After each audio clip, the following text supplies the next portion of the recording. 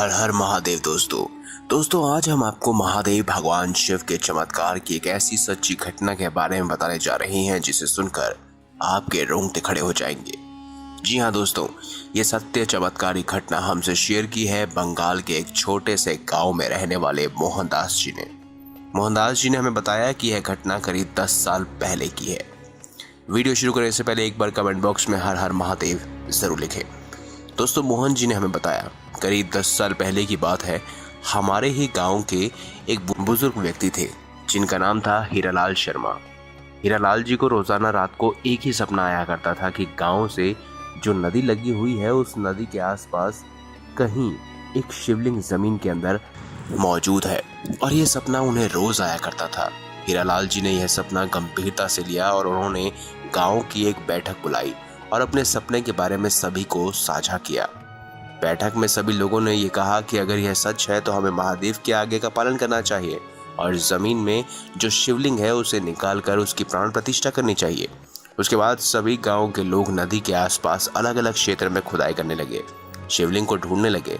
शिवलिंग को ढूंढने वाले गांव के सदस्यों के एक दल ने वहीं नदी किनारे थोड़ा सा खोदा और एक शिवलिंग निकला। उस शिवलिंग में एक अलग प्रकार का तेज था। ये काफी पुराना शिवलिंग दिखाई दे रहा था। जो सपने देखा था वो बिल्कुल एकदम सच हो चुका था। इसीलिए बात तो सभी लोग समझ गए थे कि जरूर यह शिवलिंग बहुत चमत्कारी शिवलिंग है और इसकी प्राण प्रतिष्ठा बहुत अच्छी तरीके से करनी चाहिए।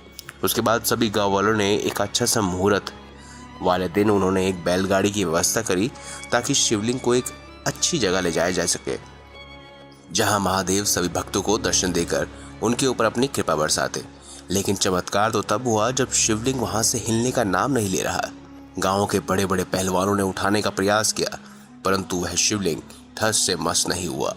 तब गांव के बड़े बुजुर्गों ने सलाह दी कि यह शिवलिंग यहीं स्थापित होना चाहिए, इसीलिए यहाँ से हिलाना उचित नहीं होगा। हमें इस शिवलिंग की प्राण प्रतिष्ठा का समारोह करना होगा। इसके बाद हम सभी ने उस शिवलिंग को वहीं नदी के किनारे स्थापित करने का निश्चित किया। अगले दिन शिवलिंग की प्राण प्रतिष्ठा करने ही वाले थे, परंतु उससे पहले एक ऐसा चमत्कार मेरे साथ हुआ जिसे मैं आज तक बताता हूँ, पर कोई भी मेरी इस बात पर विश्वास नहीं करता। मैं आपको वही चमत्कार बताने वाला हूँ। दोस्तों, मेरे गाँव को बहुत ज्यादा तूफानों का सामना करना पड़ता है। कभी तेज बारिश तो कभी हमेशा तूफान आया करता है। एक ऐसा ही खतरनाक तूफान उस दिन हमारे गांव में आया था। शाम की बात है, चारों ओर तेज हवाएं, आंधी और बरसात की आवाज आ रही थी।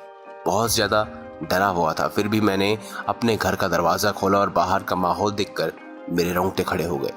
जैसे तैसे करके मैं धीरे धीरे अपनी स्थिति को संभालते हुए नदी के किनारे पहुंचा। आगे स्थिति तो और भी भयावह थी। नदी का पानी तूफान के कारण उछाल पर था। कहीं भी शिवलिंग नहीं दिखाई दे रहा था। तभी शिवलिंग जिस दिशा में था उस दिशा में देखना चाहा तो वहां दृश्य देखकर मेरे रोंगटे खड़े हो गए। मेरे पैरों तले जमीन खिसक गई, क्योंकि दोस्तों उस स्थान पर स्वयं शेषनाग शिवलिंग की रक्षा कर रहा था। उनके रक्षा कवच के कारण 1% भी क्षति उस तूफान से शिवलिंग को नहीं हो रही थी।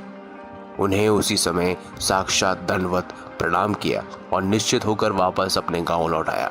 करीब 3-4 घंटे लगे, परंतु धीरे धीरे आखिरकार तूफान शांत हो गया। तभी गांव के सभी लोग एकत्रित हुए। सभी ने मुझसे एक ही सवाल पूछा कि तुम्हें जिम्मेदारी दी गई थी, तुम जाकर उस शिवलिंग की रक्षा करो, क्या तुमने अपना दायित्व निर्वहन किया? उस समय मैंने सभी को अपने साथ घटित उस घटना के बारे में बताना चाहा। सभी लोगों ने मुझे पागल कहने लगे। कुछ लोग तो मेरी श्रद्धा पर विश्वास करने लगे, परंतु फिर भी सभी लोगों के मन में एक डाउट था। इसीलिए सभी लोगों ने निश्चित किया कि मोहन जो कह रहा है वो सच है।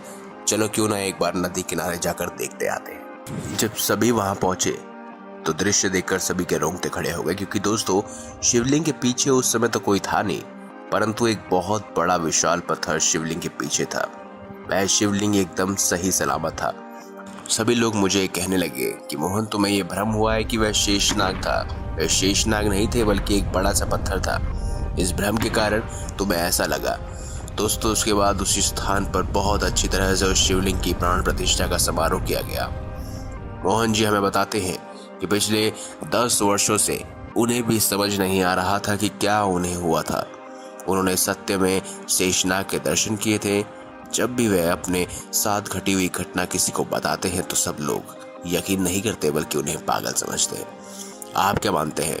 क्या आप भी उनकी बातों पर यकीन करते हैं? अगर हाँ तो कमेंट बॉक्स में ज़रूर अपनी राय रखिएगा।